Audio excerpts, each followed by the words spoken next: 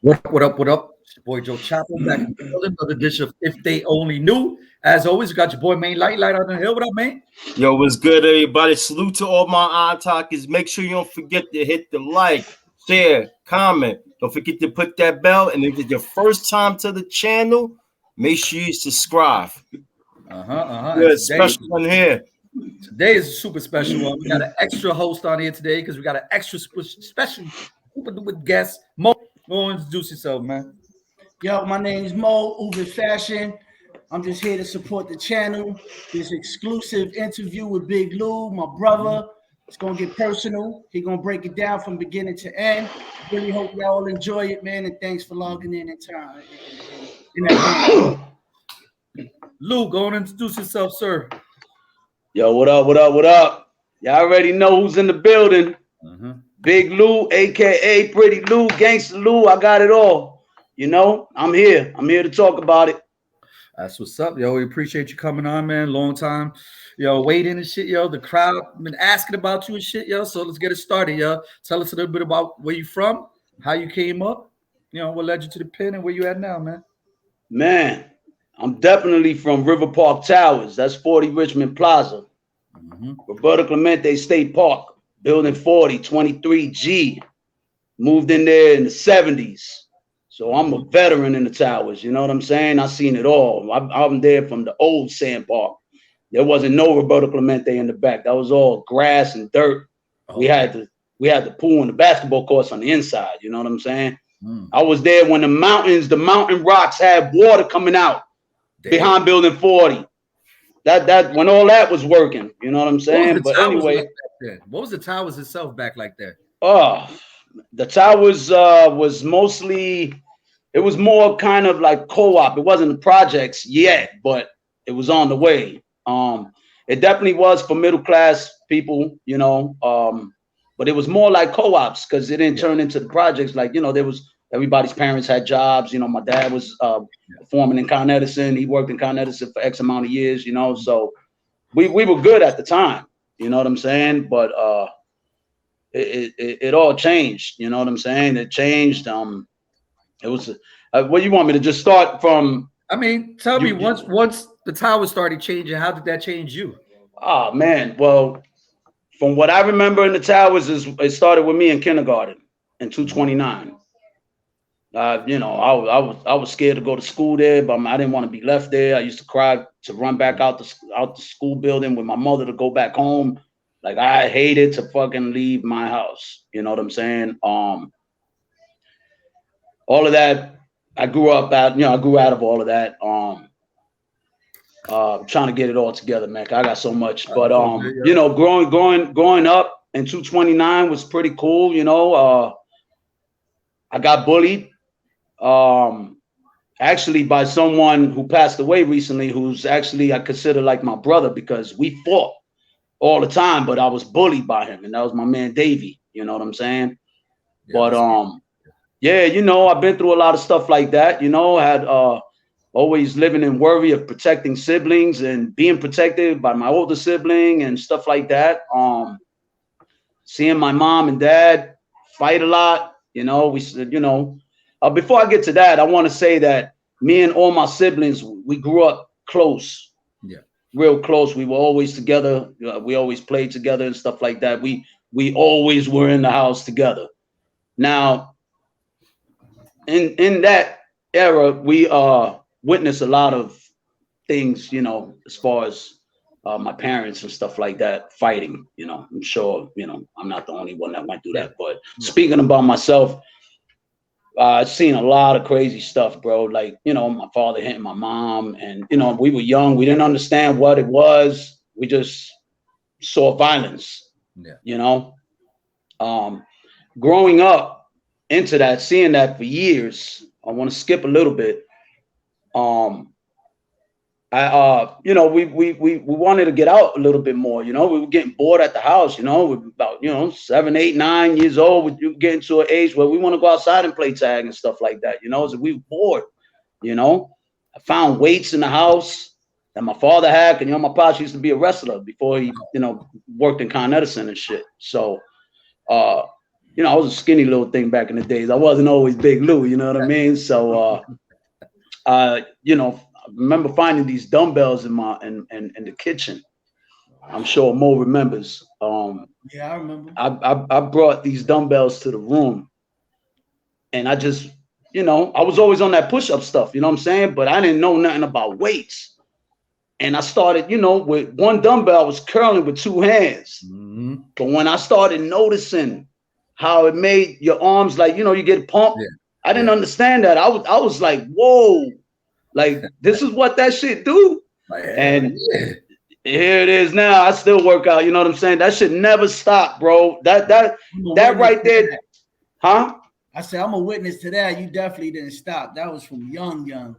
Yeah, so you know, that kind of changed me a little bit to want to get out and go to Roberto Clemente, because they had these events going on where, you know, and like I showed in the you know, the pictures that I showed, I could show them again. You know, I wasn't playing, bro. I wasn't even 14 years old, bro. I was cut up like I was 17. Yeah, I had an 8-pack, my nigga. I mean, I was killing it.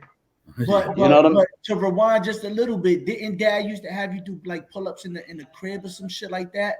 Bro, if anybody came to the house that was a visitor, the first name he's calling, at the minute everyone settles in, Louis, and I come flying out the back room. What's up, man? You know, I come running to Pop Dukes, and you know, me and him, we were tight. You know, I die for him. He knew, you know. So, hey, show them what I taught you. And it was to get down and do fucking push-ups, bro. Word up. And bro, and I had to get down and show up. And I wanted them to see like how many I could do. And I was banging out, little kid, 40, 50 push-ups going in. Yeah. You know what I'm saying? But well, let me ask you know. Let me ask you this. You mentioned, you know, that there was certain incidents that happened in the home. Do you think that kind of molded you for the streets and shit, or kind of pushed you to want to hit the streets earlier? Yeah, because I was gonna get to that. So when my mom and dad used to fight, it got to the point where we would all jump in to break up the fight, and then my pops would leave. Mm-hmm. I was tired of that shit. I was like, man, we won't see him for days, bro. Yeah. So I'll be the only one crying to leave to go with him. Like, nah, I want to go with you. It wasn't, bro. It wasn't a time. Nothing didn't bother me. I don't care if it was 4 a.m. If he was leaving, I wanted to go, and I would put up a fucking show until he took me with him, bro. And that was the beginning for me to physically see and run these streets with him. But No, I'll say yeah. Oh, I thought somebody said, oh. So I didn't understand what was going on. In my mind, I'm just happy I'm with Pop Duke. Yeah. You know what I'm saying? I'm walking with him everywhere, hopping the train with him. And I didn't, you know, I'm going to these programs, and I didn't know all of that was methadone programs. I didn't know none of that. I was blind of all of that. All I wanted to do was just hang out with him. And however he made his money selling volumes and Darvocets and all them old school pills, you know what I'm saying? Be walking around on the block with the V sign like, yo, I got the volumes and shit. I remember all that, bro, you know, and he would make his first few dollars, and we'll go get that bang soval with the cafe on 110th, bro, in Lexington, or on 116th. I ran all those streets with my pops when I was young, bro, in Spanish Harlem, going to the fish market to change food stamps, the booklets of food stamps for money.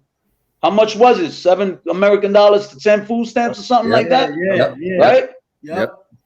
I'm telling you, bro, I did all of that with him. And that was all hanging out. It transitioned to the next level to where now he's leaving me outside abandoned buildings because now his habit is getting worse. And mind you, I'm still blind that my pops has got me going with him. And all these fights are in the house because he's trying to blow the money that my mom didn't want him to blow because we needed that. You know what I'm saying? And he, you know how it is, man. You know, you chasing that tecata, bro. It's a wrap. You locked in. Yep. I understand all of it now, you know? So, bro, I'm going to tell you this crazy story, right? I got a couple, but this one right here was bugged out. I'm with my pops, and it was late. We were on Burnside and Jerome. We're getting down to Burnside walking. I know it's probably 2, 3 in the morning. It was late, bro. Nobody's outside. All the hookers is outside on Jerome. All right.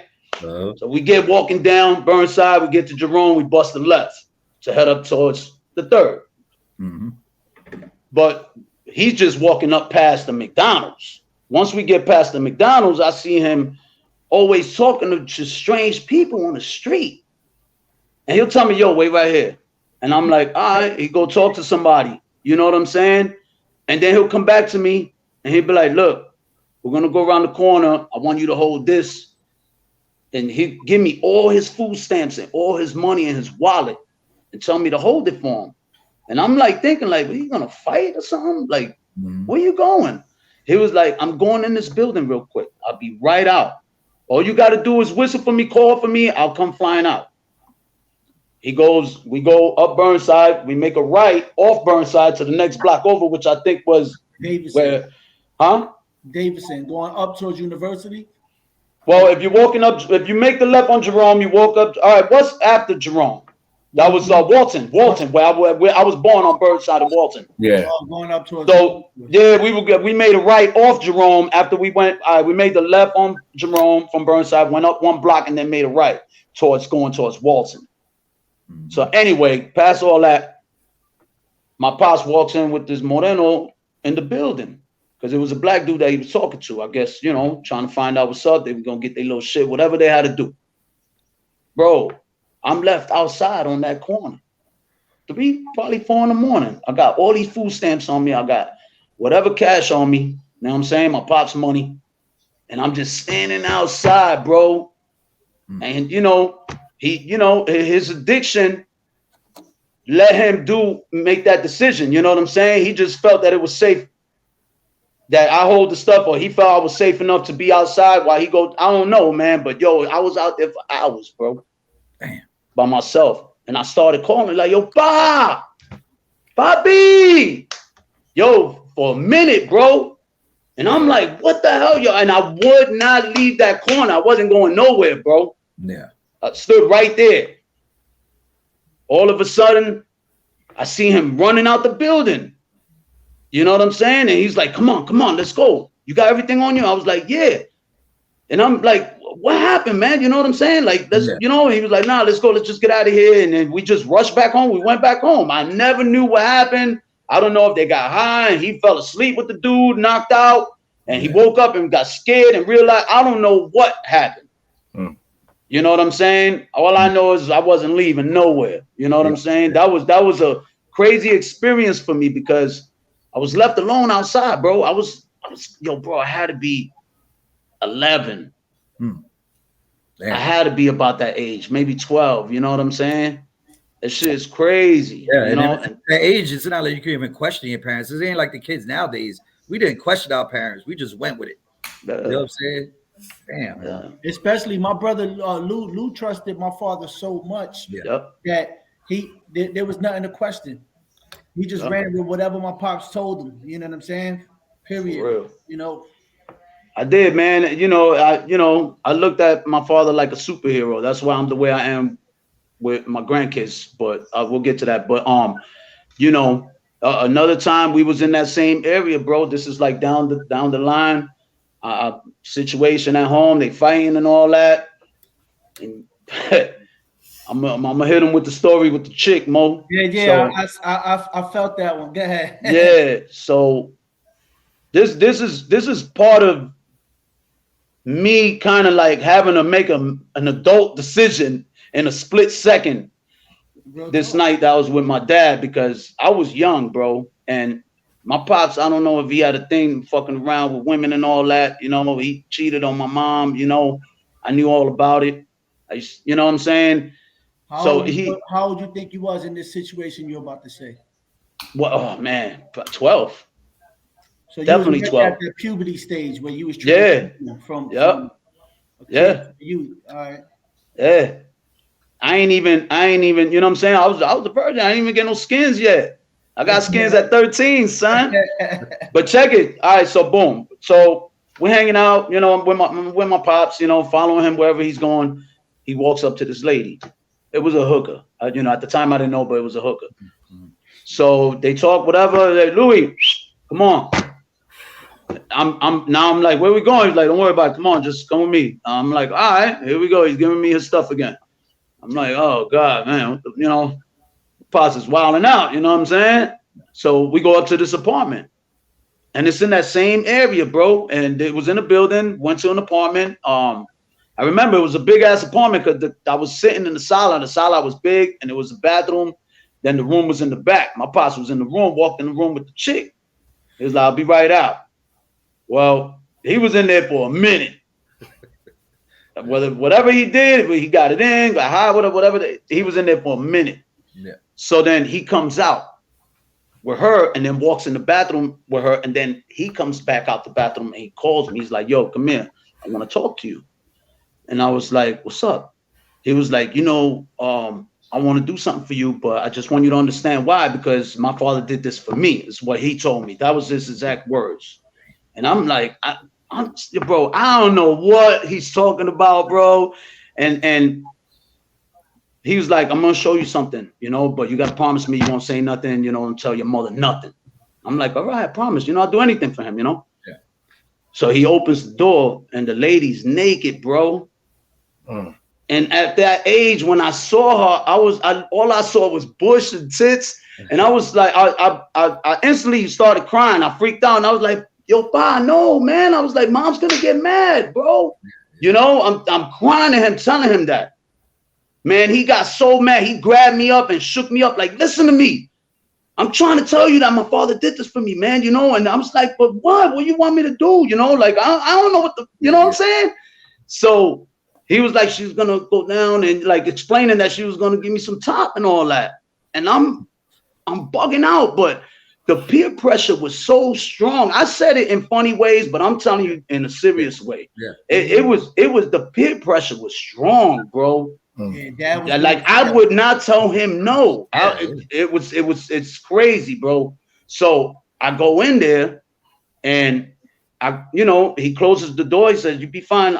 You know, just let me know when." He tells her, "Let me know when you're done or whatever." So she's like, "Come here, baby," or whatever, and you know, tells me to pull my pants down. And you know, I'm young. I was already excited, but confused, my nigga. Like I was, bro.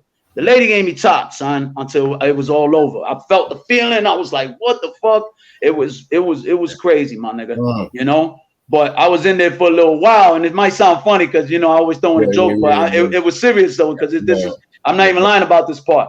I was in there for a little while because I didn't know what was going on, and my pops knocked on the door, so I had to tell him like, yo, hold on. You know what I'm saying? That's dead ass serious. I did, you know? Yeah, so and then it was all over. And then so when that happened, I remember we were leaving. I was like, yo, I want to go, bro. I couldn't look at this lady. I didn't know what to I didn't know how to look at my dad. Bro, my whole life changed, bro. That day. It was crazy, bro. I couldn't even sleep. So then when we were gonna leave, he was arguing with her. I don't know if he paid her what she was supposed to get paid or what. Yeah. And she was like, that's fucked up. You know, I took care of you and him, you know, and he was like, all right, you know, and said something to her, whatever. And she took whatever he gave her, and that was it. He was like, come on. He always hit me with the whistle, like, let's go. Sure. And you know, word up, bro. That changed me dramatically. You know what I'm saying? Because, you know, things happen when you're young and makes you who you are in many ways as an adult. I'm a great person, but you know, I grew up wanting to watch freaking porn movies. I grew up wanting to watch a bunch of X-rated stuff. Yeah. You know, it could have came from that. I don't know. You know what I'm saying? Like, but when you say it changed you. What do you mean? Like, did it change you in a negative way? Did it change you like to be not in a negative way? It didn't change me in a negative way. I'm actually trying to look for a picture while I'm talking to you. It didn't change me in a negative way. It showed me how loyal I was to my dad that night, and how disloyal I was to my mom. You know what I'm saying? I'm gonna say this. and it wasn't that you was being disloyal to mom. You was so focused on impressing dad and just showing him that you be down for the cause that it wasn't you being disloyal to mom. It wasn't that at all, son. It was just the bubble you was in. You know what I mean? Because you know your love for mom was unconditional, son. You loved her in a way that you know what I'm saying. So that situation with pops didn't take away from that. It just separated how you loved her and was loyal to her, and how you love him and was loyal to him. Right, You know what I'm saying? That's all it was. But you know, I understand it knowing dad, you know what I mean? And knowing the way seeing it from the outside in, you know, the story is like that for sure. Yeah. It was crazy, man. You know, I mean, I I won third place in the bodybuilding contest, bro. Yeah. My trophy was like almost as tall as me back then. Okay. Right? Now you know I was up against 17-year-olds. I was 14 and I won third place. I was out there bodybuilding to Conan the Barbarian theme music, nigga. Straight up. If you ever listen to Conan, watch Conan the Barbarian, that theme music, that was me coming out with them little ass Speedos, fronting like I was Arnold Schwarzenegger, nigga. Hey yo, hilarious. Nigga, I was skinny as fuck, but I was cut. I was so shredded, nigga. I ain't have an ounce of fat. And the bodybuilding routine that I did, that's what won. That's what won it. And I ran home with that trophy. I ran home with that trophy, bro. And my pops ain't even acknowledged that. You got me working out all these years. And my pops got caught up so much into this drug. That day that I went to him with that trophy, yo, he just looked at me and nodded his head. He was like, good. I'm over here thinking he was going to hit me with the, all right, you know, give me a hug. And I ain't getting none of that shit. I never understood that either. You know what I'm saying? That was something that stood in my head. Yeah. For a long time, you know. You was too young. You was too young to understand what the real situation was. Yeah. So you know that. Let me unpin this real quick. It's so crazy that your stories is so similar to my childhood. Like I've known you guys my whole life, pretty much, but I've never seen this side of it. You know? And it's so crazy. My father used to take me to the methadone clinics with him. He used to take me to go copy. He used to take me to go, you know, do all his running arounds and shit. And I just went with him and shit. You know, I didn't, you know, we didn't question. You know, we just wanted to chill and shit to see. You know, there were times when my dad would be like, "Let me borrow that money," or "Let me hold that for you," and see that shit again, type of shit. But I want to touch on something, Lou. But I want it to come from your side. You know what I mean? View of it. Because growing up, we definitely, you know, it wasn't only where my dad, you know, did stuff like that, where he took Lou to, you know, do his thing with a woman. My pops was that type of nigga, whatever. My pops had a shorty that we used to go to her house with and sit. You know, her name was Maggie. And this lady was my pops' woman outside of his marriage. You know what I mean? And we used to have, like, we got our ass beat by our moms. Like, where were you? And we promised our dad, like, you know. But I'm gonna let Lou tell his version of that situation and that time. Well, that's all part of me hanging out with dad downtown, you know, because that's where I guess Maggie was from downtown, and you know, that was his get high partner, bro. And she was a white chick, a blanquita, and that was his ride or die chick, you know, as a side chick, you know what I mean? And she had a son, and we used to play with his son. We'd be outside in the sala playing while he's in the room all these hours. What was going on though? Did you understand what really was going on? No, we knew. He would always say that was his friend. Yeah. So I was blind. I really, you know, I didn't understand it like that. But it got to a point where I already knew something wasn't right. You know, I'm like, damn, are you really, you know, having another relationship? It went on for so long that we were getting older and we starting to see shit like mom hurting over this one person that we seen dad with on a regular, you know what I mean? And it's like, and we got to go home and lie and say he's not with her. So as we getting older, it's like, you know, 2 and 2 equals 4. You know what I mean? Motherfucking you know, I had to witness all that. Even Mo, you know, Mo has his side of that story, and I know exactly what, you know, how he wants to explain it. And you know, it's all real, bro. You know, this woman is the reason why my father's not alive right now, you know, and I don't wish nothing bad on nobody. God bless her too. But yeah, she had AIDS and passed it to my pops, you know what I'm saying? And, you know, none of us knew none of that, you know, and, you know, that all these years have passed by, and I don't know what kind of blessing my mom had, but she never contracted anything from him because they never was doing anything anymore. You know, my father knew that he had something, so he wasn't trying to have sex with her. And that's how I remember it. So I respected him for that. Yeah. But me too. You know, my mom passed from cancer. She, 13 years after him. So, she didn't, God bless her, she didn't have HIV. But, all of that shit fucked me up. That led me to run the streets with my brother. Mo grew up with us. You know what I'm saying? That led me to, like now I'm familiar with Burnside, nigga. Like I ain't from here like that, but nigga, I've running through this shit since I was. So at what age was that? What age was that? You consider when I started actually coming out was probably 14, 15 years old. Mo was 12, maybe 13, and we got him running around doing shit with us. And I'm talking about, we just, we started off playing manhunt. We seeing we have freedom. We're going to the pool. We ain't abiding by no curfews no more. We're like hanging out with Miriam's at my sister's house.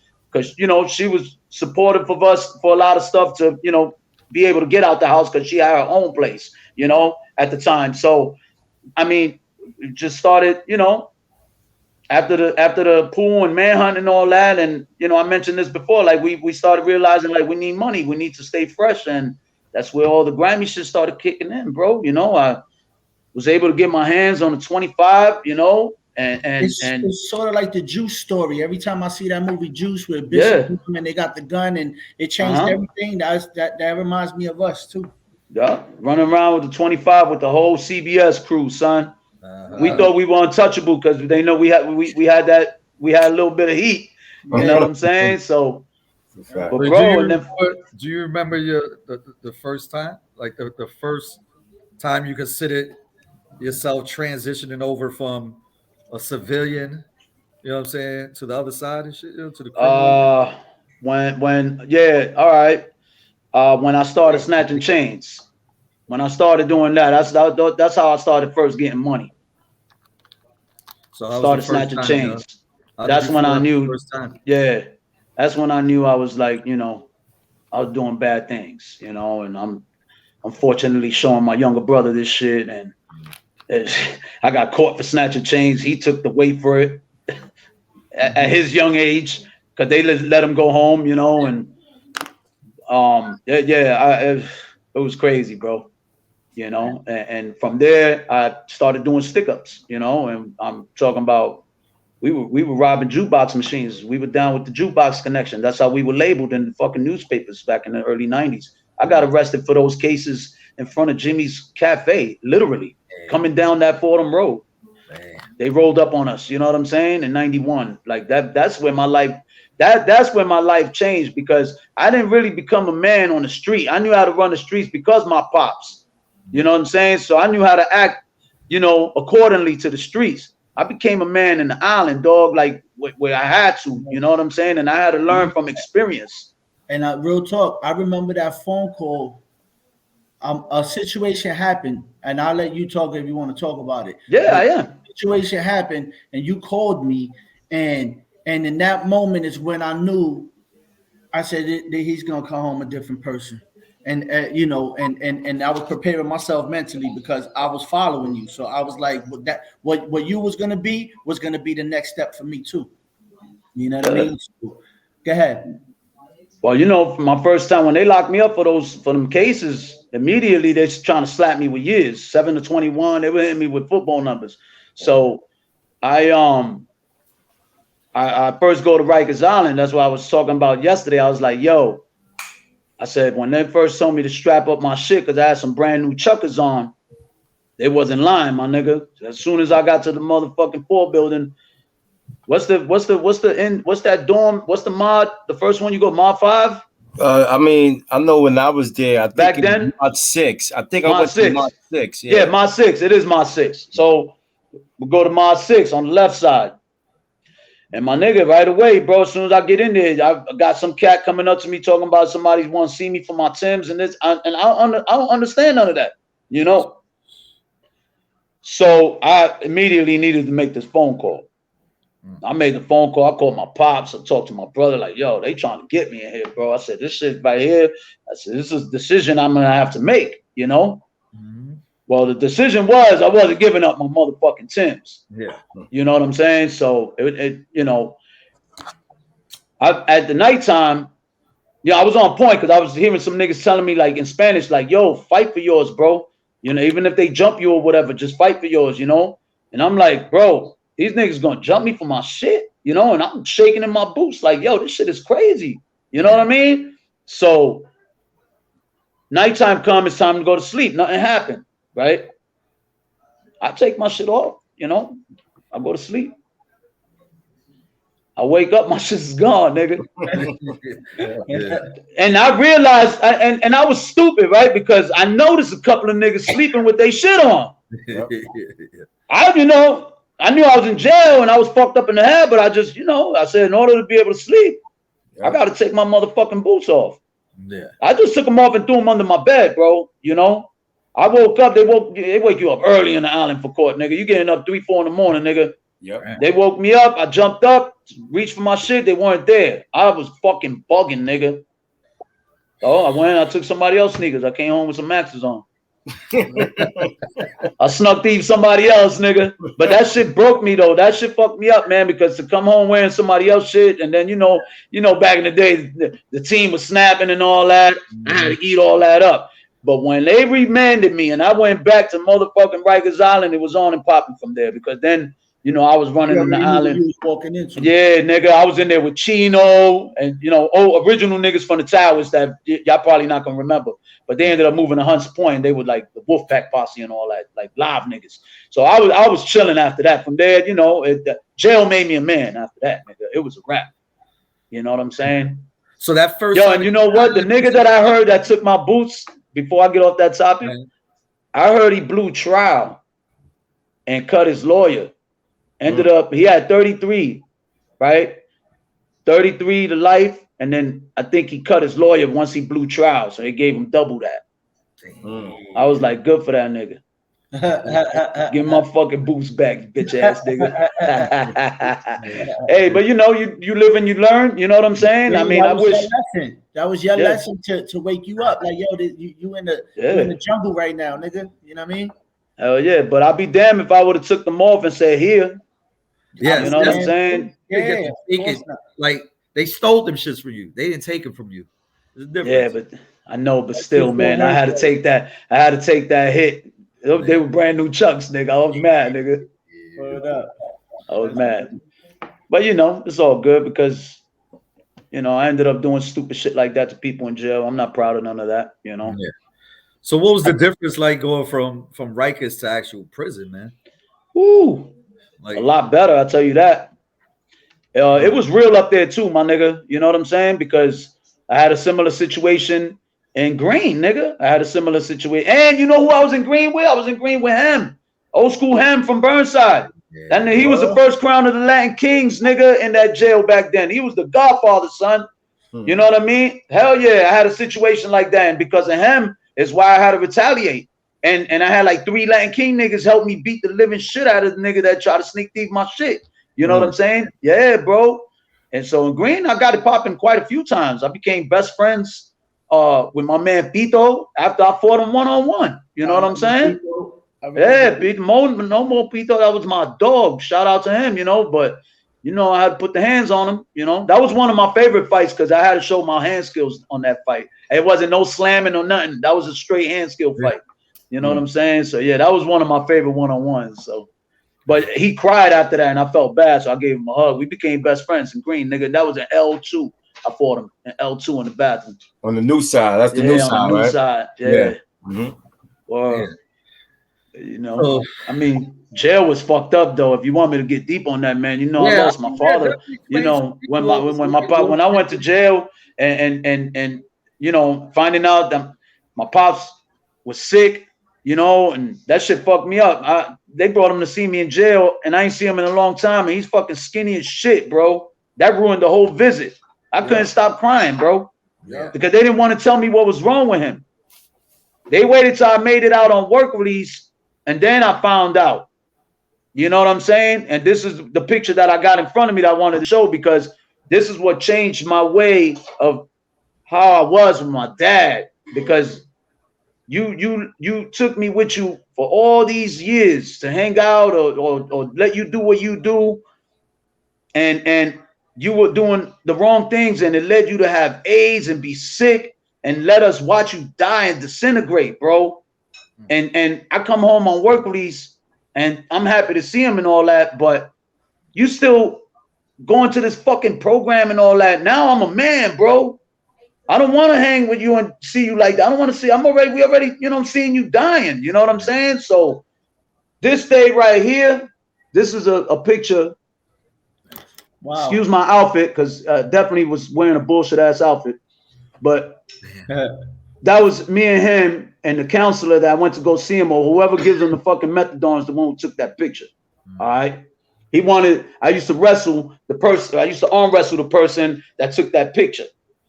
All right, I forgot his name, and my pops used to always promote that I was strong as fuck, and then I'll arm wrestle these guys, and they would let me win, and you know. So I come home from jail, and he was begging for me to go with him because he wanted me to see this guy, and I didn't want to go.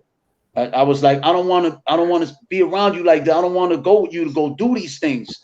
Yeah. You know what I'm saying? And that day, he started crying about this fucking lady Maggie. And that shit pissed me the fuck off in the car, bro. I don't know if I ever talked to you about this, Mo. Yeah. So, yo, he started talking about one day. He was saying some weird story about how he had a protector and he had to pull his gun out. And he started crying like he was almost going to kill somebody for her. And, you know, he's so stressed out because she died already. And I'm like, but you're sick because of her, you know? And I'm telling him, and he got fucking pissed at me, bro. But at that time, I'm like, bro, I'm a man, bro. You're gonna beat me up, beat me the fuck up. I don't care, bro. You know what I'm saying? Like, I'm so angry with him, but I love him, you know. But it was just crazy, bro. You know what I'm saying? Like, you all these years, I'm home from jail, and you still think I'm cool about seeing all this shit that you let me see. Yeah. You know what I'm saying? Yeah. And you still gonna go cry in front of me about this lady because she died and all that. You know, like, what about mom, bro? You know, and this is why, you know, God made this call on him, man. You know, everything happens for a reason. You know what I'm saying? But I didn't get to witness when my siblings witnessed, because I went back to jail. I fucked up right away. Work release sent me right back. I ran on them niggas. Oh, you know what I'm saying? And you know, my pops was the one that helped them find me when I was supposed to leave to Massachusetts with Mo. You know what I'm saying? They went to the house, and I was in Miriam's house, and you know, they you know, his reasons for doing it, I can understand and respect it, you know. But when I first heard that, it broke me. They took advantage of him. They took advantage of the fact that my dad wasn't in his right mind when he started taking dialysis. Right. He kind of went back a little bit, where there were times where he would talk like a little kid. You know what I mean? That's how much the dialysis fucked with him. And when that time came about Lou, it was that time when my dad had to be watched. So somehow, some way, they got him by themselves or whatever, or I don't know what happened at that time, because we were already, you know, and you know, out and about, you know, trying to make moves. And he ended up telling them where we were at. You know what I mean? And I'll let you finish the story. But so, yeah, bro. So they, you know, they what? That it wasn't that he, you know, offered. Oh no, I understand that now. At the time, sickness against him, his weakness, and was like, yo, and without knowing. You know? I understand that, and I forgive him. I've been forgave him for that, you know, because my real dad would have sent them motherfuckers to hell. Yeah. You know what I'm saying? Yeah. My real pops would have fucking sent them niggas. They wouldn't even walk in the door, bro. You know what I'm saying? Exactly. But at that time, I was broken. I was like, damn. And I ain't never knew none of that till way after. You know, my older sister blew the spot up on that, but that's another story. But when they brought me back in, is another transition in my life that I had to make, bro, because I'm that's when I lost my pops. You know, now he got to a point where he's gonna die, and I wasn't ready for that. I'm like, damn, I'm about to lose my pops and I'm in jail. Yeah. You know what I'm saying? And getting all this anxiety, like, you know, and I get a phone call one day. I'm in GED class, you know, in Altona. And Sergeant comes in. It's funny because Mo had brought some weed and I was blowing it down all week.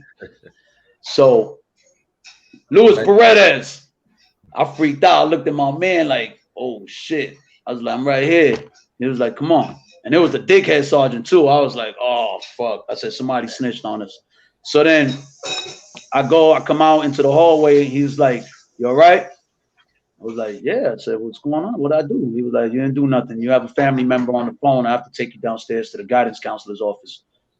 And I was like, my father? I said, everything all right? And then he was like, I can't talk to you about that. You got family downstairs. So I went downstairs. I knew where to go. So he sent me on my way. I go down there. When I grabbed the phone, Peter was on the phone, my brother-in-law. Yeah. And then, mind you, I wrote a letter to my pops that night. You know what I'm saying? Yeah. I guess and the letter I wrote was at the time that he passed away. You know, it was crazy. So, you know, I get on the phone, they break the news down to me. I go crazy, bro. I couldn't even believe it.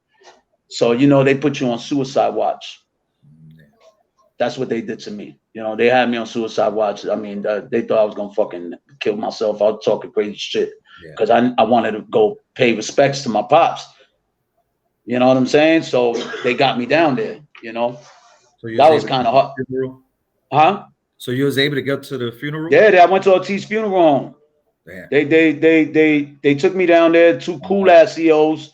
You know, I got a cousin, a first cousin that's he works for the feds. He's a federal agent. You know what I'm saying? I don't know what position he is, but once he flashed his badge, CEOs were super cool. They took the cuffs off me. I was there for like 2 hours, maybe even more, walking around, chilling, taking pictures. You know what I'm saying? With the family. But to see my father like that was bad, bro. Yeah. That was bad. I was screaming. I was telling people don't touch me. That was bad. Yeah, that was bad. You know, my grandmother died too. His mother. All three of them are buried on top like that. My grandmother paid for a big spot for all three of them before any of them even passed. So they all buried together. You know what I'm saying? What was that bus like right back? The worst, bro, because I stopped in Sing Sing, stay over one night there. I didn't understand from Sing Sing to Fishkill, stay a night there, and then from there I went all the way up. You know what I'm saying? That was horrible. But they were cool with me because I was eating. They were taking me out the car to eat Burger King. I just had to sit inside the booth, and they'll sit on the outside, you know. But it was love, you know. I enjoyed all of that because I knew what I was going back to. But the amount of support I got from all my bros inside the pen, I mean, shit.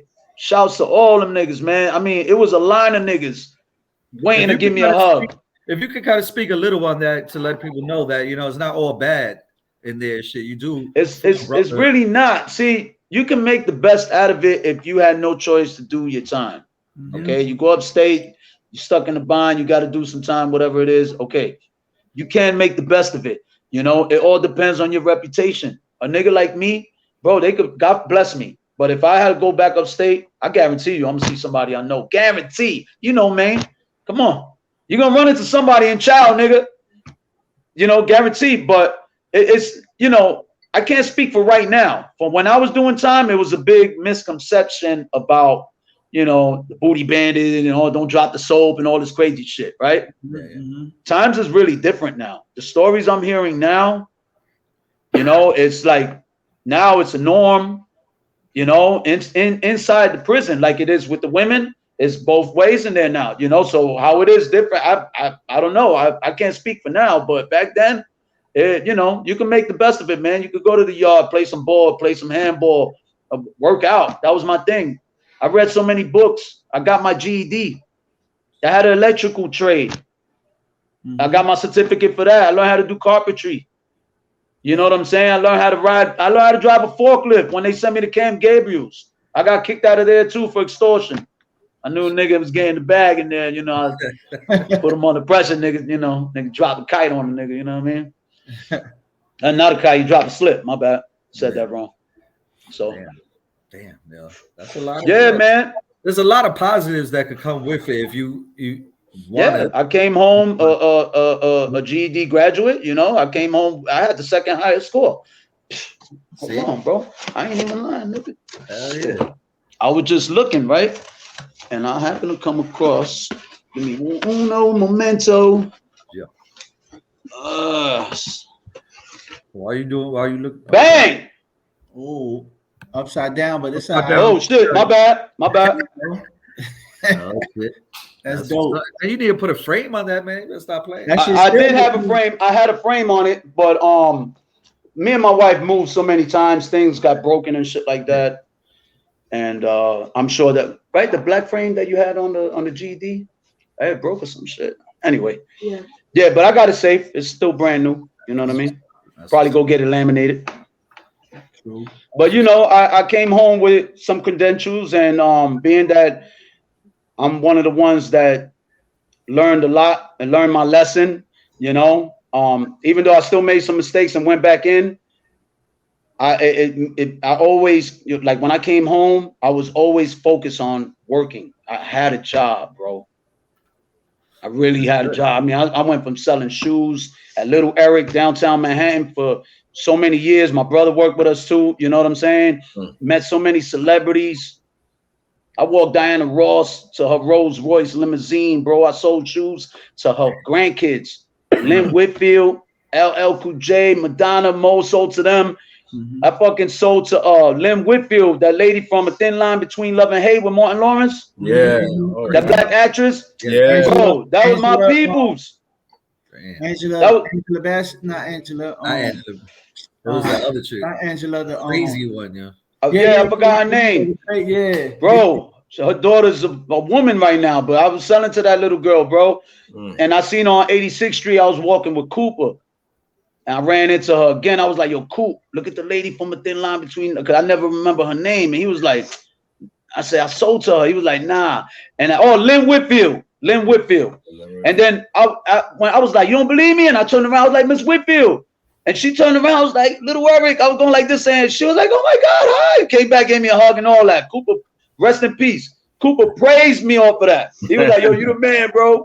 Yeah, he was like, you the man. So was that your last time going up, yo? Actually, no, because I ended up having my own apartment in the towers. That's when I started running around crazy though. Like, you know, I was working, but I was renting a bunch of cars. That's when I was flossing. You know, I was doing my thing, bro. I was riding around different whips all the time, bro. And I caught a stupid little $15 crack case, observation sale, and I bonded out and then didn't want to take the 4 to 12 they were trying to give me due to my background. Yeah, some bullshit. It was a whole bullshit. So make a long story short on that, I ran. And when I ran, I ended up leaving to Connecticut. So when I left to Connecticut, I was on the run, but I ran for the right reasons. I was working under my name. I was doing nothing else. I was always working. That's when I met my wife. I met Joanna through my boy Marcelino. You know what I'm saying? And, you know, he's like, yo, I want you to meet my homegirl and all that. And he's like, you know, I'm fucking around with a friend and this and that. I was like, all right, say no more. Let's do this. You know what I mean? And I met her, and of course she didn't like me at first because I was on that thug shit. I instantly thought she was beautiful though. I was like, yeah, I said, this is it right here. But you know, I got to check out the toes and I got to make sure she could cook. You know what I'm saying? Yeah, we don't do the knuckle check over here on the feet, man. If you look like you crip walking, keep it moving. We don't do that. Toes got to be a 10. Yeah. That's for sure. But yeah, so anyway, she was straight A's all across the board. But it, we fell in love, man. She cooked for me. I already knew it was a wrap. She took me in her house. When I had a situation with my sister, I got thrown out, for whatever reason. But that's when I knew she was it. She had my back, and I showed her that I always wanted to be a working man, and she helped me get a carpentry job. I was doing floors in Connecticut, making 21. Well, I think it was like $21 an hour or something like that. Yeah, I learned how to do hardwood floors out there, bro. Young nigga in my 20s getting, getting it, chilling. We running around. She got a brand new Montero in 2002 of the year, the XLS, not the Sport. We had the big shit. We were chilling, and when I met her, she couldn't have no kids. So there's a main reason why I don't have any kids. Number one, I was raised on how to respect women, because I got 4 sisters. So I always protected myself anytime I got it in with any shorty. So I thank God, knock on wood, I never got burnt, never got caught a crab, nothing. Thank God. Yes, sir. I'm not no cat, straight up. So another reason, I know how to pull and pray. You know what I'm saying? You gotta pull and you gotta pray, my nigga. You know what I'm saying? You don't pull and pray, you're gonna have a little Brady bunch. I know that's right. So she couldn't have kids when I met her. She couldn't have kids. She got 2 daughters. One was 7, one was 13. They were on the way to the next age already. Yeah. So anyway, I signed up, man. I was like, look, man, it's all good, bro. You know what I'm saying? I knew I wasn't ready for kids. You know what I'm saying? Like, I was still young. I was just focused on just having a woman in my life. You know what I'm saying? And I said, I'm going to learn. Really into her, though, because I remember that the whole beginning where I was around when you met her and all that other shit. Yeah, I was riding motorcycle, fronting, going to her house. Into her, nigga. I was fronting, son. Pulled up in her house in the Aquamarine Suzuki GT. Right, this shit was stupid. My man had this shit chromed out. It was my boy shit, but I was riding that shit every day. I learned how to ride bike out there, so it was a wrap. Hell yeah. Pulled up in her house. Did tell her you was on the run? She did. I didn't tell her I was on the run. I gotta ask you that question. How long did I take to tell you that? I didn't tell you that immediately. I was scared to tell you. I've been nervous. Yeah, I told her, but when I told her, and these are all the reasons why I fell in love with her, why I was always into her, because no matter what, she had my back. She was, supportive. Like, yo, it's all good. I said, look, I could work, I could do this, I could do that. It's all good. So we had opportunity to move to Florida. And that's from there. She was like, I'm down, because she was a dental assistant. I said, we'll make it. You know what I'm saying? That's what's up. And we did. We made it, but we hung out one night, and I came home with her, and I wanted to hang back out with Peter's brother, with Wolfie. And I went back out and got pulled over in the car. She was telling me don't. And I got pulled over, and that warrant popped up, and it was an extraditable warrant. So they put me in 33rd County in Orlando. A woman's intuition, young. Yes, sir. They be knowing, man. They definitely was a yep. Yep. We always go against that shit. Yo, you bugging, man. That was the worst feeling in the world, though, man. I mean, we ended up back together. I did 2.5 years off of that. That's what I was going to ask you too, yeah. Like, now this time you got something to lose and shit, yeah. Yeah, I lost a lot. How was that big compared to the other ones, yeah? Well, I worked for Craters and Freighters at the time. And when I got arrested, I was supposed to do open a shop that Saturday, and I was in jail. But I was promised my job when I came out, and I definitely got my shit when I came back out. They didn't even recognize me when I came back out. I was brawling. I had to take my hat off and say, yo, it's Lou. They was like, get the fuck out. Get over here, man. Yo, they fucking went crazy, bro. Yeah, he was like, they said, you ready? I was like, yeah. I started the next day, bro. I came in the car, I told my mother, like, yo, I got my job back. You know what I'm saying? My mom was taking me everywhere. She actually took me to get my license, bro. God bless her. That's word. Yeah. I came in the car. She was so proud of me. You know what I'm saying? I was like, look, I passed the test. I knew how to drive, but it was just, I needed to be legit. Yeah. Yeah. Nigga, I was driving. I had my shit taped up on the fucking window in case I got it pulled over. Like, nigga, it's right there, bro. You ain't taking me in this time, Papa. So did you get when you got out? You got your girl back and shit? Did you go? Yeah, I did. I did. You know, I got out. You know, we had to fix some things up and stuff like that. But I definitely let her see my face the first day I got out. You know how that is. Nigga get out. They want to make sure they chicks see I'm here. I'm back. Yeah. You know, I had the black G Unit tank top on, had the 50 Cent shit on too. Mad baby. You know what I'm saying? Before I knocked on the door, I dropped down, gave a quick 50, you know.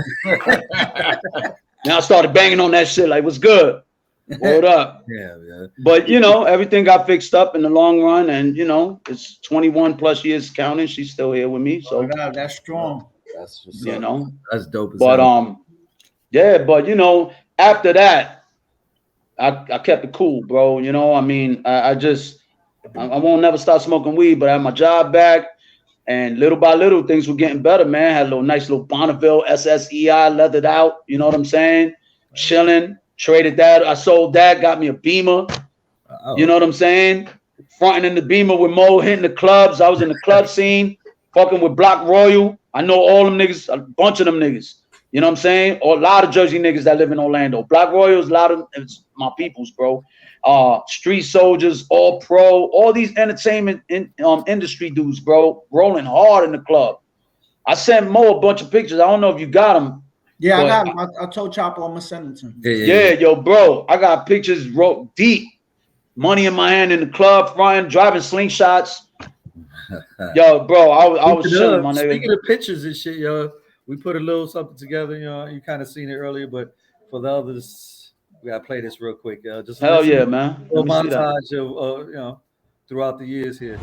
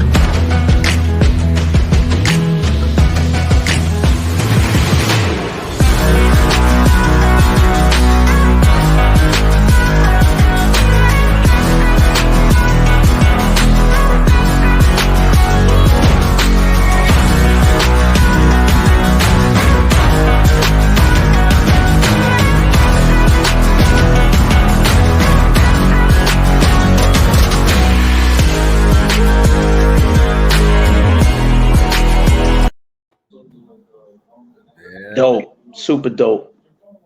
My mother's a dime piece.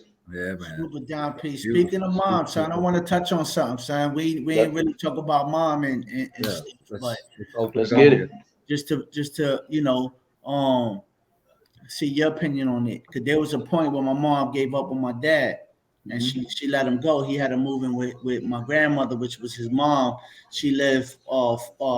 We were on the 23rd floor. She was on the 27th floor. She was what was that 4 flights above us, right? Yep. Boom.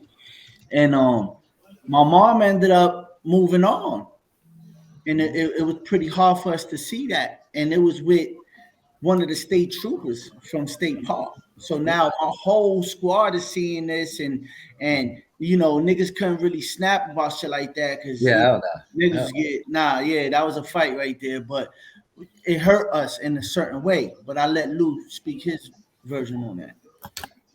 Well, yeah, it was one of the white state troopers, Rob, and I actually was super cool with the guy. I didn't really, I was a little bit blind to that too. You know, I guess I didn't accept my mom was messing with the guy. You know, but I'm gonna tell you like this, through my mom, our weight was up in State Park. I mean, we done got caught fucking skinny dipping, jumping in the pool, all that, and they send us home. Like, we telling your mother, get out of here. You know what I'm saying? While other niggas get arrested. You know what I mean? So they did have a little. I mean, I got arrested for my cases, my robbery cases, bro, and he went to Central Booking, dog, to try to get me out. Damn. He went in there to walk me out of there, and they was like, they can't do it. Like the detectives, he came to me like, look, I'm sorry, I tried, but you know, you let me know anything, I'll get, and you know, I'll look out for you or whatever, like that. So I was cool with him, but I didn't. When I really understood, you know what I'm saying, I was angry. You know what I'm saying? I was mad, you know. But my brother ain't sure. Mo didn't give a fuck. Nah, we ain't like give one thing I want to touch on, Lou. Was you locked up or was you home when he knocked on our door in the towers? I was actually, I think I was locked up for that. So I had to be. Real quick, I'm gonna just share because I know the story, but I don't remember being there. So somebody knocks on the door, right? Hold up, was he plain clothes? No. Oh no, not at all. So I don't remember that story being home. I look through the peephole and I see that it's him. Mind you, I don't like him. I got my own story about this fucking dude. Mm-hmm. So now he goes, and I ran right to my dad, like, yo, Dad, guess who's at the door? He's like, who? I said, Rob. He ran right to the closet, grabbed his hammer, ran right to the door, opened the door, put his hammer in his face. Nigga came to my house. He was drunk. The nigga was drunk, son. My mom jumped right in front of the gun. She stayed. I remember this like I swear this on everything, son. And that's when my dad calmed down and tried to get at him. My mom's like crying, screaming, holding my dad.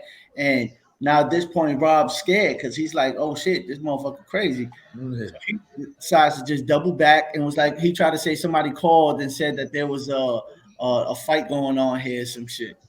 I remember. They don't have jurisdiction in there. Nah. They got jurisdiction for anything. They state. Oh yeah. But they're not the ones that come to when we do 911 phone calls. It was personal. Him, come on. Yeah, that was personal. It was personal. Yeah. So, but anyway, that was that story. So and I don't remember that. I don't remember being there. For real, that's crazy, man. So where we were at? Oblivious to all of this shit, yo. When I used to bro, it was a lot. Life at that time, my mom lived her life at that time. You know, Ada, your mom was working in the pool all that time. You know when that was going on. You remember Carlos and shit, so you know. Yeah. So wow. So, but yeah, bro, you know, I mean, so my thing with that was, you know, I'm ride or die for the family, bro. You know what I'm saying? So, you know, I'm on my pop side, you know. When I realized that my mom, I'm gonna tell you something crazy though. When I realized when my mom was actually messing with him, Lefty from the Towers, OG Lefty, came to me and told me, yo, Lou, I want to tell you something, man. And I said, what happened? He was like, man, yo, don't take this personal, but I saw your mom. You know, I thought your mom and your dad still together. And I'm looking at him like, yeah, why? And he was like, saw your mom holding hands, walking in the back, holding hands, you know, with the state trooper. And in my mind, I already know now who he's talking about. Yeah. Now it all came together. Yeah. I'm like, damn, it is true. You know what I'm saying? And he was like, I just wanted to let you know, man, I actually seen her, you know? And I was like, all right, man, thanks a lot, you know, and I brushed it off, you know what I'm saying? Yeah. And that's when I told my father that too. You know, that's what really amped up Pop Dukes to go scheming on him. Because my father was scheming. I got another, my pops was plotting. I'll let Mo tell that story, but my pops was plotting to get him. The similarities, yo. I mean, Mo knows the whole story about that part, but I was around for that. My pops was plotting to get him. And I didn't know what to tell my pops. I was like, you gotta do what you gotta do. You know what I'm saying?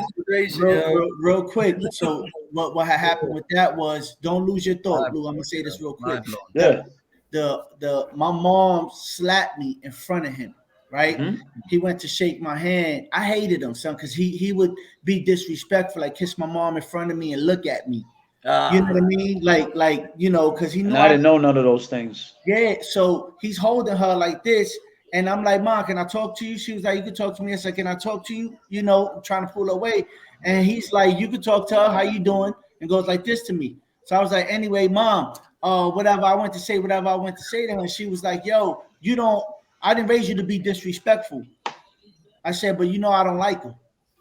And she slapped the shit out of me. Bam.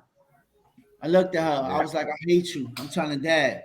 I went upstairs, ran right to my pops. Like, yo, Pops, I hate this guy. I want to kill him. I want to do this. I'm all angry. Like, he sat me down and pulled out a notepad, son. Me and my pops wrestling. And he sat down. I was like, I'm gonna tell you something, share something with you, whatever that man's alive, because of your mother or whatever. So he had his whole schedule, his whole everything. And there was a day where they were gonna run up on him. And him and his homie was waiting by, behind 229 where the train entrance of the train was, behind the pool line, right there. So his man's by the pool line, and my pops by 229 on the cut like this. So they knew he was supposed to come down, and what saved him, my mom was coming down with him. This one time my mom was with him, and then the nigga told my pops, like, yo, we gonna have to clip them both. And my pops was like, nah. Yeah. Damn. He said I had to make a decision, and we walked away because he told me straight up that story just like that. He ain't had no hair on his tongue about it, son. My pops was but anyway, that's crazy. So yeah. But yeah, moving forward from that, man, once I did that second bid and I came home, I got my license and got my job back and hanging out, doing the clubs, having fun, get fix things up with my relationship. I just took life a little bit more serious, man. And I was like, I ain't gonna try to sugarcoat it, man, because I still wanted to make money on the side, but it was, a little weed here and there, you know what I'm saying? But yeah, I definitely was flossing out here in Florida too, though. I was out here. I was out in Orlando. I was looking like I was moving some work, bro. I wouldn't even let my brother spend a fucking dollar. You know what I'm saying? Him or Felix. Like, let's go, nigga. It's on me. I got it. We had some good times, dude. Excellent times. You know what I'm saying? You should send them that video of I said that to Chopper. Me and you in the truck. I was driving the big ass Rubicon truck. I'm gonna send you. That's exact. I just found it today. I'm gonna send that. Nigga, I picked them up like, yo, I got this truck, nigga. I said, meet me on OBT in Orlando. It's Orange Blossom Trails, the 441. Nigga met me there in like 5 minutes. Nigga looked at Felix like, yo, I'll hit you up later, B. We out. So we out. Word up. We had a blast though every time. I had a spot called Graffiti Junctions. That was my and in College Park, Florida. And I mean, I was looked at like a fucking celebrity, nigga, when I walked in there. I drove there with the slingshots, every color, with the top, without the top. I mean, flavors, bro. And they looking at me like, what do you do? I said, nah, man, I work for Creators and Freighters, man. I live right around the corner. I got a house up the block. And I did. Yeah. But, of course, I was with Joanna and I had the kids, and I was just living the life, bro. I was, moving the bud, but working. Yeah. The bar was just light, you know what I'm saying? But I was eating. Yeah. I was eating, bro. I was eating, my nigga. You know what I'm saying? Just chilling, get shopping every fucking weekend. I was like spoiled, bro. We were living good. At the time, I had me and Wifey had the white 3.0 S-type Jaguar, all white, you know what I mean? Fronting. Yeah, we were doing it up. At the time, the Jag was like maybe just 3 years old. We bought it used, but nigga, she shitted on my Beamer, nigga. I bought the Beamer and she came out with the Jag. She was selling timeshare at the time. So that was another thing my wife was eating. My wife was making like damn near $3,000 a week, bro. Selling timeshare when that shit was popping. You know what I mean? And bro, I was Orlando. I'm going to transition back to Orlando. Yeah. Sooner or later, I will be back. But yeah, I love that place, bro. And I ended up, just giving all that up and making the decision to leave and coming here to North Carolina, man. And thanks to Felix and Mo, I mean, I could touch on that subject, because it's a similarity to my father's drug habit, but in a different form. You know what I mean? Yeah. I used to love them Percocets, my nigga. You know what I'm saying? I used to love the shit out those Percocets, bro. Yeah. You know, and not that I was a junkie. Nobody never knew I was a perk head. You know what I mean? I was chasing them 5s and the 10s. You know, and it got to the point where I was like in the 20s, and we would get the 30s every once in a while, but you know, we knew what time it was with those, so we weren't. You know, I would rather get the lower shit. But you know, after a while, you know, Mo moved, and you know, I started realizing my habit was getting a little worse, and you know, Mo wasn't around, and I, you know, I was going through something, he was going through something, and I had to make a decision, you know, and after so many months, well, I'm gonna say about 2 years.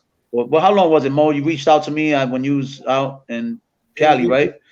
So then Mo reached out to me, and then, you know, we started talking about me moving to live with him. And then he ended up in North Carolina, and I made the decision, bro. And I broke away from that, you know, and promised my wife that I was going to get her here, but I needed to leave first. You know what I mean? Yeah. That's how I came. It was just me and my cat, nigga. Oh, shit. I brought my cat, my Maine Coon, with me. I'm crying for 9 hours driving. I was crying because I was fighting a demon. I was crying because I was missing my wife, my grandkids. You know, I was crying. So I broke away from my second home, bro. I sold everything. Yeah. I sold everything, all my furniture. Like I had movie theater furniture wrap around my whole sala, TVs on the wall, bro. I'll give anything to have that back. And God, you know, God blessed me here too, because I'm living good. I'm chilling. Yeah. You know what I'm saying? I'm cooling, but I would trade this to go back any day. Without any demons, because I'm healthy as an ox. You know, your boy, nigga, I'm back. Yeah. But you know, it was, you know, I had to make that decision, because had I not, who's to say, bro? You know, people out there dying just taking Percocets, you know. Everybody needs a restart sometimes, man. A reset and shit. My brother. That's a hard demon to fight, and it made me understand a lot about my dad, bro. He was fighting a fucking demon, bro. Yeah. Did you see that demon? Yeah. You saw it as depression? Yeah. Trying to sober up and going through that stage. Yeah. And when I had to witness it, I had to go through it myself in Mo's apartment in North Carolina, my first night. Yeah. Bro, it felt like I was fighting something, so you was at bro. a point I woke up crying to him, yo. So you was at that level where your body was already dependent on it? Yeah. Yeah, I wouldn't even go to work if I didn't have it. Yeah. But I just did, let me get a couple of 10s. Let me get those out, you know, get me through, you know what I mean? But yeah, I don't snip. I don't have no bad nothing. My shit is marijuana, and when I was drinking, and you know, I quit that. So my other bad habit was that, you know what I'm saying? Yeah. But yo, bro, I came out like my dad though, because I got strong willpower, and I will always give that advice to anybody. Don't let nobody tell you that, you know, oh, you ain't gonna make it, you ain't gonna be strong enough to do this or that. Willpower is a motherfucker, bro. You know, it's all mental, man. You know, you just gotta keep yourself busy, man. That's all I did, bro. I went back in the gym. I got diesel in 2 days, nigga. I'm serious, bro. I was Can I get on that one, I got focused on that, yo. 2 days. That what? 2 days. I need to get on that shit, yo. Can you send me the routine on that 2-day diesel fucking workout? Yo? I need that shit, yo. But shit, let's but shit so everybody. You know what I'm saying? I need that shit, yo. I mean, yo, listen, yo, you had a lot of challenges, man. I know you from back in the day, shit, yo. Like, I was oblivious to all this shit, yo. But the it's so crazy because everything you said is like we was going through the same shit in our household. Because, like I said, with the Carlos shit, you know what I'm saying? Like, people don't know about that shit. And when I tell my story and shit, I might have to touch on that too. I'm telling everything, yo. I would love to hear that. I would love to hear that. Hey, word up. Tell everything and shit. You know what I'm saying? One of the people making out of shit, yo. But the similarities and shit, yo. And we both didn't know it. Same shit was going on, yo. We kind of had a childhood at that time and shit, yo. We was going outside doing the jumps and shit, yo, in the sand park, and you know, fucking handball. Lou had the gloves with the cut off fingers and shit. You know what I'm saying? Yo, all that. Yo. I didn't have the gloves, but I'll definitely play handball though. You know, I play raw hand, baby. Yo, nigga said you had to cut off shit. He had to cut off gloves. Yeah, you know he lying, nigga. He had 2 colors so he could coordinate the shit. Yeah, brown and black. You know, you used to show up with your loose white beater and a paper Budweiser hat on to the side and all that. Stop fronting, nigga. Yeah, he had the mad loose white beater on. He's stupid, yo. I want to ask you, yo. What was it after the island? You said you went to Green. From Rikers Island, I went to Ulster County, which that was kind of, that was funny for the first time because they make you go bald. You lined up with a bunch of niggas. They squirting lice juice all on you and shit to shower up. Make sure you ain't got no bugs on you. And that shit was crazy, bro. Yeah, and from Ulster, that's how I go. From Ulster, I went to Green. Bro, what was the craziest thing you seen at Ulster? Nothing really. Nothing. Ulster's reception. Ulster's reception. Yeah, Ulster is the receptive welcoming center, pretty much. Yeah. Yeah. The thing I liked about it when I got there was the food was a lot better than Rikers Island. You know what I'm saying? For the most part, and then the commissary, you could, That's a fact. I don't know how it is now, but I know shit. I was getting 35 pounds of food every month. I was getting clothes, sweatsuits, army coats. I had Timbs, all that. I mean, you see my pictures. I was fresh and everything. You know what I'm saying? I was in 14 upstate prisons. I had them surcharges, man. Them surcharges was killing my account, man. Yeah, see, now I didn't have none of that. They tax you. I had 3 surcharges, man. 1 for each case, man. Bro, I don't know, yo. Take that shit right I don't know out. why I got in so many jails, but I was in I think 14. I was in Green. Hold on. There's Ulster, Green, Fishkill, Sing Sing, Clinton, Altona, Adirondack, Camp Gabriel's, Watertown, damn. There's 2 more I'm missing. I was in 2 more. Bear Hill. I went to Bear Hill. I was there for 2 weeks. They got me out of there because I wasn't supposed to go to that jail. I was supposed to go to Adirondack. So no, I was in 10. I know I'm missing 2 more. Some shit like that. Anyway, but yeah, I was all over, bro. I was in Fishkill 3 times in 1 year. They kept moving me in and out. Damn. What was you was at Osceola, all them other shits up in Florida? Yeah, I did 6 months at Osceola, but that was for that little bullshit, little violation for a little weed. That was whack. I did that shit with my eyes closed, nigga. I walked in Osceola County, bro, and I seen this shit. I was bugging, bro. Niggas is playing basketball with the slides on because you got to wear the county suits. They got their socks tied to the back of their ankles. Niggas is rocking Air Jesus in the courts out there, son. Niggas got the Air Jesus on running the full court. It was horrible, but it was like a walk in the park, bro, because, I'm used to Rikers Island, son. I'm used to, like, when you go in there, niggas is, like, you got to either fight to get on the phone or something. You got to make sure you niggas know you about it. You know what I'm saying? Yeah. And here it wasn't like that. I was just, everybody was friendly. I met my man Kid, this dude Kid. He liked my swag, and he happened to turn himself in. He had to do a little time. So we ended up in a trustee dorm together, working together, cutting the grass outside the jail. And this nigga came in loaded, my nigga. I'm talking about loaded with motherfucking Percocet volumes. He had fucking weed. That nigga had the mango piña in there, nigga.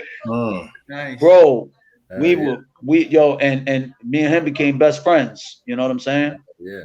What's up, baby? All right. So, it's my granddaughter.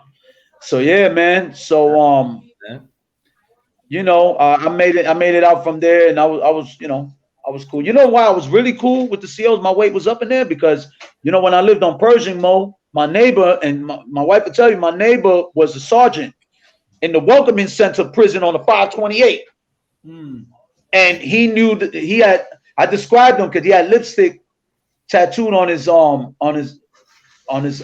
neck. He had lips tattooed on his neck. Anyway, so he's a fucking big sergeant, like with stripes in that jail.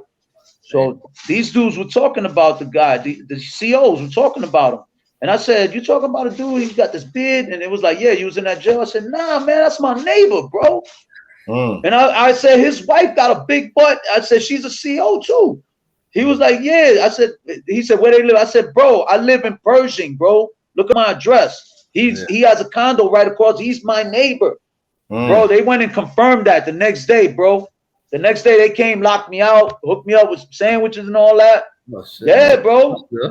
No bullshit. Joanna, remember when I came home from Osceola and you picked me up and we went to go see the COs?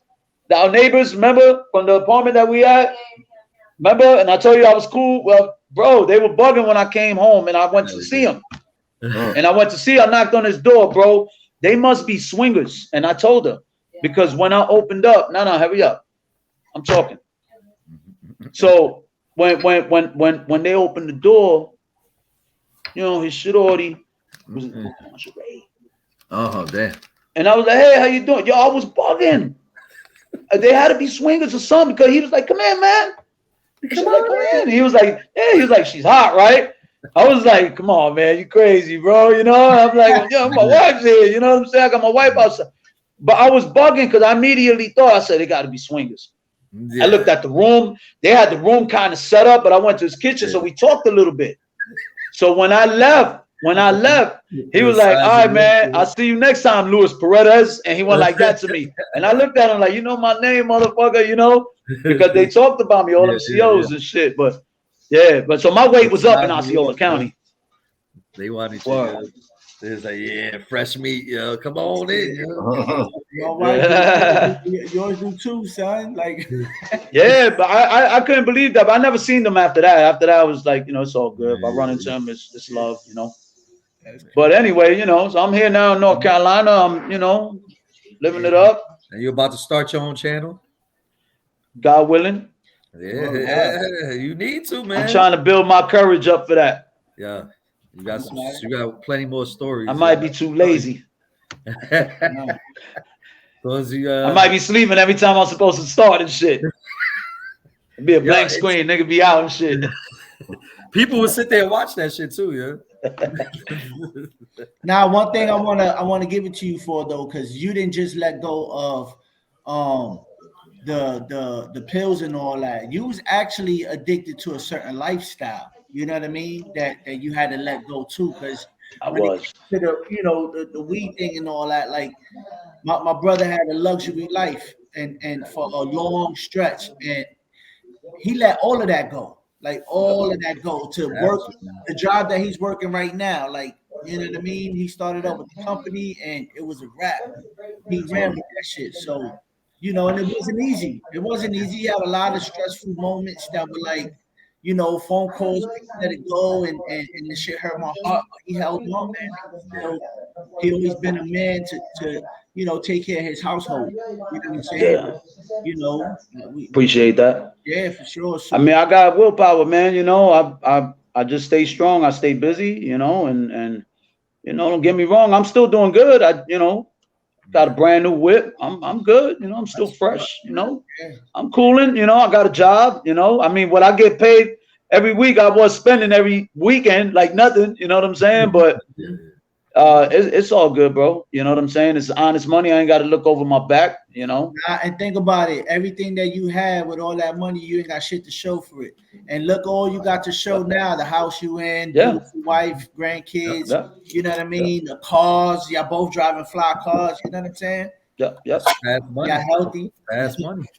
So you know. Thank God for that. You know, I thank God for that. Shit for you, man. I'm proud of you, brother. Thank you, man. I appreciate it, man. It was definitely a long walk, but you know, I still got to walk. You know, we still got a long way to go, man. I ain't trying to die. You know, I'm trying to stay alive, and I'm doing good. You know, I talk to a lot of young brothers. You know, a lot of people got a lot of respect for me, man, because they see the hood in me, man. They see how I come across, and I be talking stories to them like how we talk. I be telling these dudes that here, man, these dudes from out here from North Carolina in their 20s, and they, you know, they hard, and I'll be laughing like, yo, my nigga, I respect you, man, but you know, I've been there, done that, and I start hitting them with some knowledge. They be like, for real? And I got certain pictures on my phone, like, yo, fam, this is Rikers Island, bro. This is Rikers Island. And I don't have those pictures. I got to send them to you. I got 2 pictures of me in Rikers Island when they were taking pictures in Rikers Island, bro. Send those, yeah. Yeah, straight up. Those are your first YouTube subscribers. Them dudes at your jobs. The ones you be showing the pictures to, telling stories to. And you know, I don't mean to kind of shift it, but you see how you was talking directly, you was solo on the panel, that would be the same way how you'll be talking in the camera if you on YouTube. The same way how you did it right now with us would be the same exact way how you do it to YouTube. And I know, trust me, you know what I mean? You're banking, man. Trust me, man. I appreciate it. Yeah, man. I'm down. I'm down. I'm just, I'm lollygagging right now. That's all good and shit, yo. But before we wrap this up, did anybody have any other questions, anything like that? Nah, man, I respect the story. That was even though it's weird because it's my brother. I grew up with him, but to hear that, the sensitive touch on in his voice when he's telling these stories about my dad and his view of it, it's like, and to even know that he had a slight anger towards my father was shocking to me because I always view my brother to see my father one way, tunnel vision. That was it. Right. So it was really good to hear, man. I always looked at him like that, but I got at one point I just was mad that I know, I get it. I get it. Thank you. Like you dying, and you still want us to see this, like like you ain't changed yet, So that's why I was mad. So, but it's all good, we alive, we healthy, we good, we chilling, I can talk about it without crying now. Before I couldn't even finish the story about my dad. So it's all good, Yo, good luck to our talk too, man. Y'all motherfuckers this is my favorite. It's always fun. I love it. Channel, man, and everything y'all do, it just these touching moments of it ain't we like you said, we chop it up, we laugh, we snap, real, man. It's real. But we got I like to hear other people's pain. It helps me understand them better, and what I mean? Y'all should all do the same. So, because all our stories connect in some way or another. Because Mo's connect to mine, and your Chapo, your main. Because we all hung out. You know what I mean? Yo, it's funny, yo. It's funny you said that. I ain't gonna talk about it now on camera, but yeah, I definitely gotta. Yo, it's funny you said that, yo. Yeah, man. We all connect in some way, bro. Hell yeah. I mean, I personally want to say, I've known you since I think me and Mo was trying to figure it out. I think it was somewhere from second, third grade and shit. Is when our families met and shit. And I remember you from the breakdancing days and shit, and you wearing the Budweiser hat to the side like this. And shit, Word up. The Newport joint. You talking the Newport joint. The neon green. Now the sun visor upside down. Remember the Newport? It was the Newport. It was the Newport. But to see that, what I'm saying, you turn out to be such a great dude and shit, man, and they hear that you stuck with your wife even though she couldn't have kids and shit. Most dudes would have ran away like a little sucker and shit, yo. You stood your ground. I love my woman regardless of what. You know what I'm saying? And that's I got blessed with the grandkids. Yeah, you got the grandkids and shit, yo. Like, he looked just like me. He looked just like me, yo, and he ain't even my blood. I can't say that too loud, but he looked just like me, bro. Got the same baby carrot head. You know what I'm saying? It's from scratch. Now it's from scratch. You've been since day one. You held up since day one. That's different. That's scratch right there. You know what I mean? Yeah. Hell yeah, man. But I definitely commend everything you did, everything you're doing, man. Like, word up. For real, man. Like, I appreciate that. Real good dude, man. I appreciate it, man. I'm still cooling. I'm gonna be out there soon. Matter of fact, I'm gonna be out there this week. So that's right. This weekend, I'm coming back. I'm coming with my family out there this week, Chapo. Yeah, so, I'm gonna let you know what's gonna happen, Chapo, so you can get the I got my daughter this weekend, so what? I tell you, she's always invited. Chapo, that's not an excuse for me, nigga. We all gonna have kids. How old are your great? My grandkids is 10 and 11, but my granddaughter definitely needs a friend. My daughter's 13. It's close enough. Yeah, and they're friendly. They know how to make friends, so I ain't even worrying about that, bro. Yeah, Jenny's just as long as she's not the only kid there. I'm good, yeah. That's why I need to hear, yeah. Aiden's gonna be here, so he's a little older too, so he could chill around your daughter. You know what I mean? Good. She'll be good. She'll be happy.